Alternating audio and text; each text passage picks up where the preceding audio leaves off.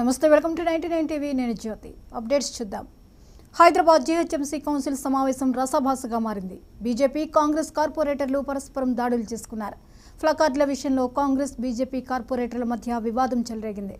BJP corporator శ్రవణ్పై Congress కార్పొరేటర్లు దాడి చేశారు. సభలో గందరగోళం నెలకొనడంతో జీహెచ్ఎంసీ కౌన్సిల్ సమావేశాన్ని మేయర్ విజయలక్ష్మి వాయిదా వేశారు.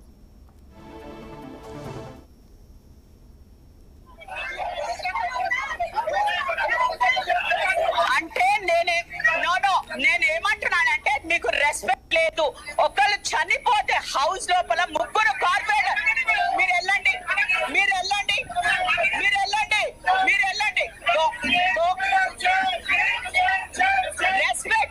రెస్పెక్ట్ లేదు.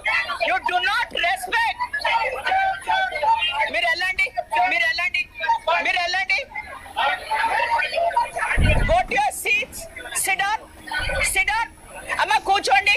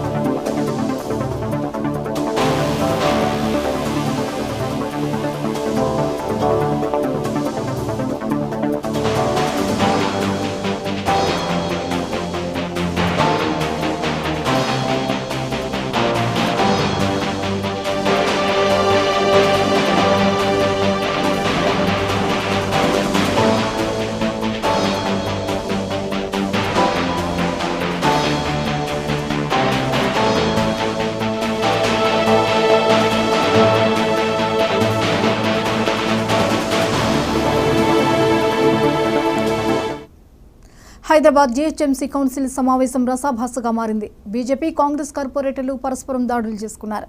ప్లకార్డుల విషయంలో కాంగ్రెస్ బీజేపీ కార్పొరేటర్ల మధ్య వివాదం చెలరేగింది. బీజేపీ కార్పొరేటర్ శ్రవణ్పై కాంగ్రెస్ కార్పొరేటర్లు దాడి చేశారు. సభలో గందరగోళం నెలకొనడంతో జీహెచ్ఎంసీ కౌన్సిల్ సమావేశాన్ని మేయర్ విజయలక్ష్మి వాయిదా వేశారు.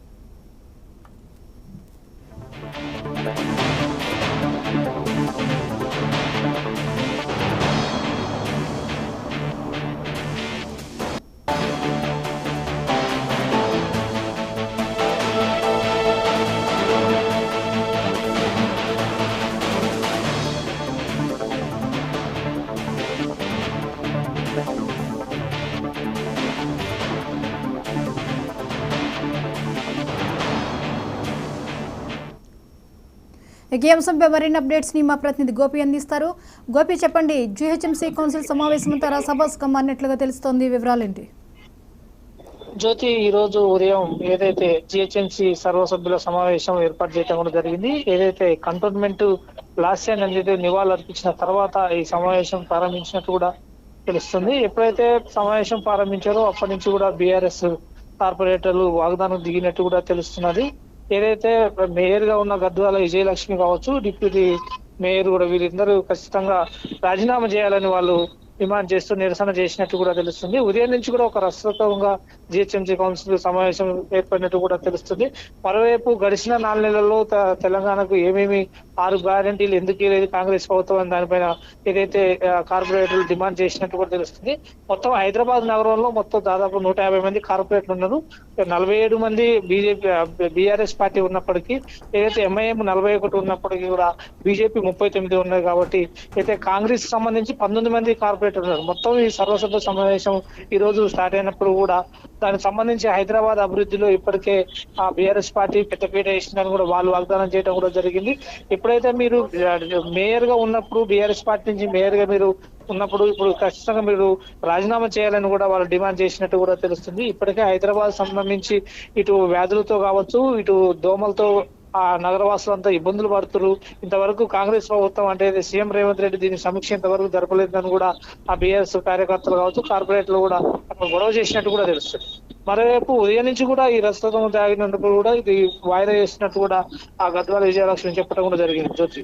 అంటే బీజేపీ కాంగ్రెస్ కి సంబంధించిన ఈ కౌన్సిలర్లు ఒకరి మీద ఒకరు దాడి చేసుకునేంత వరకు ఎందుకు వెళ్లాల్సి వచ్చింది?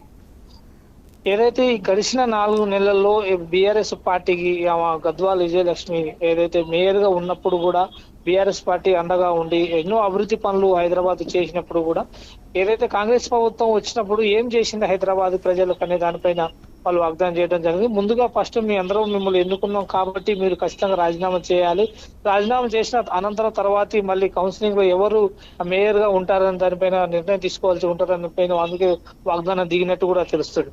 మరోవైపు హైదరాబాద్ అభివృద్ధిలో మాత్రం కాంగ్రెస్ ప్రభుత్వం నిర్లక్ష్యం వైఖరి వహిస్తుందని కూడా వాళ్ళు చెప్పడం కూడా జరిగింది. మరోవైపు ఇప్పటికే ఎంఐఎం నుంచి తక్కువ మంది కార్పొరేటర్ అటెండ్ అయినప్పుడు కూడా ఈ బీఆర్ఎస్ కార్పొరేటర్లు ఎక్కువ వాగ్దానం దిగినట్టు కూడా తెలుస్తుంది జ్యోతి. అంటే ఈ కార్పొరేటర్ల వ్యవహారంపై బీఆర్ఎస్ ఎలా స్పందించింది? రానున్న రోజుల్లో కావచ్చు బీఆర్ఎస్ పార్టీ ఉన్నప్పటి నుంచి కూడా ఏదైతే మహానగరాన్ని తీర్చిదిద్దింది బీఆర్ఎస్ పార్టీ అని కూడా వాళ్ళు చెప్పడం కూడా జరిగింది. ఇప్పుడు కూడా నగరంలో ఏ విధమైన దానిపైన కూడా ఇది చేయాలని, దాంతో పాటు ఏదైతే డబుల్ బెడ్రూమ్ సంబంధించి నిరుపేదలకు ఇచ్చిన బీఆర్ఎస్ పార్టీ ఆమెను ఎందుకు మీరు వాళ్ళకి ఆ లబ్ధిదారులకు ఎందుకు ఇవ్వట్లేదు అని దానిపైన కూడా వాగ్దానం చేయడం కూడా జరిగింది. మరోవైపు ఇప్పటికే జిహెచ్ఎంసీ పరిధిలో ఉన్న డబుల్ బెడ్రూమ్ ఇల్లు కొంతమందికి ఏదైతే తాళాలు అప్పగించిన తర్వాత కూడా పత్రాలు కూడా ఇచ్చినా కూడా మీరు ఎందుకు దాన్ని ఆపడం జరిగిందని కూడా వాళ్ళు దిగడం కూడా జరిగింది. అయితే ఏదైతే కాంగ్రెస్ ప్రభుత్వం మళ్ళీ మేము డబుల్ బెడ్రూమ్ మేమే స్టార్ట్ చేసినాం దానిపైన కూడా మీరు ముందుకెళ్తారని దానిపైన కూడా వీళ్ళు బీఆర్ఎస్ పార్టీ వాళ్ళు ముందుగానే హైదరాబాద్ నగరంలో ఈ మళ్ళీ జిహెచ్ఎంసీ ఎలక్షన్ వచ్చిందా కూడా బీఆర్ఎస్ పార్టీకి అండగా ఉంటదని కూడా చెప్పడం కూడా జరిగింది Jyothi. Right, thank you Gopi.